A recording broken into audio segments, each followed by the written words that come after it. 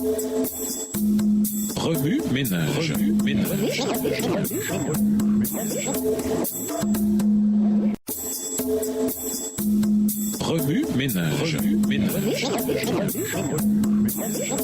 Bienvenue dans votre émission Remue ménage. Nous voilà à la leçon de dimanche. Intériorisez, préparez-vous. Le message des trois anges que les premiers adventistes ont commencé à étudier sérieusement au début des années 1840 constitue le dernier message qui sera transmis au monde entier avant le retour de Jésus. Le premier ange d'Apocalypse 14 nous ordonne de craindre Dieu et de l'adorer car l'heure de son jugement est venue. Les versets 6 et 7 dans la version Louis II. L'ensemble du message des trois anges conduit au verset 14 qui décrit la seconde venue de Jésus sur les nuées du ciel. Nous en concluons donc que le message des trois anges a pour but de préparer les êtres humains à cet événement tant attendu. Ce message a toujours eu un impact profond partout où il a été prêché, avec une vision claire des prochains jugements de Dieu sur le monde. Les premiers prédicateurs adventistes ont appelé leurs auditeurs à se préparer d'urgence au retour imminent du Christ. Le Saint-Esprit a incité de nombreuses personnes à tourner leur cœur vers Dieu grâce à ces appels. Sur la base de leur interprétation de la prophétie des 2300 jours de Daniel 8, le verset 14, les premiers millérites adventistes calculèrent que Jésus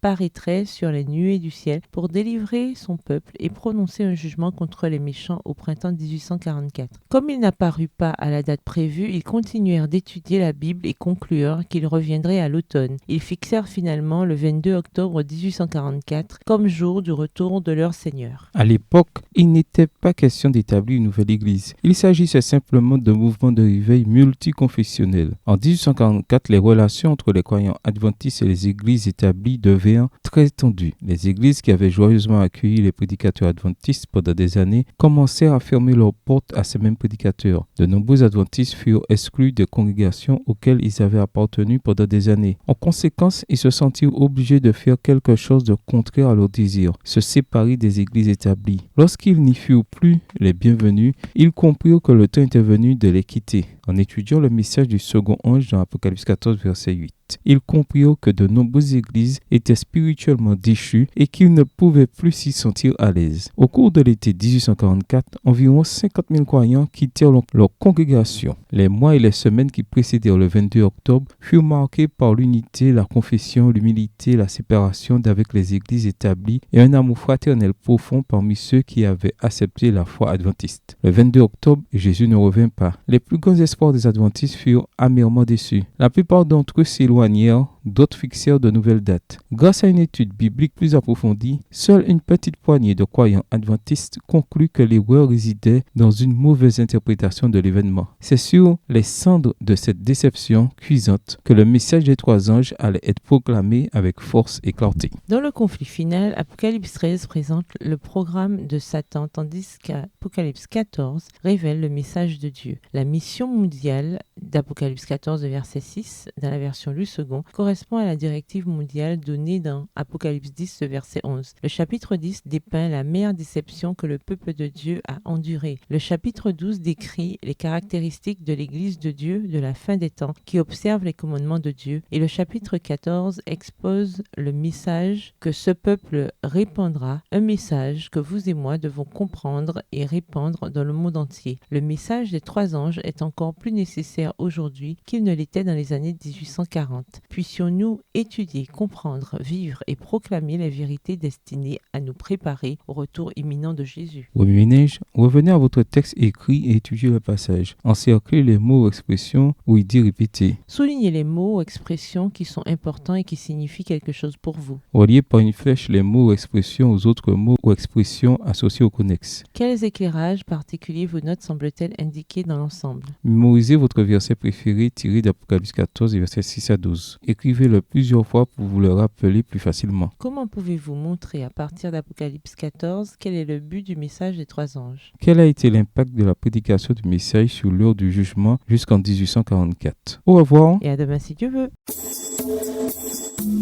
Remue ménage. Remue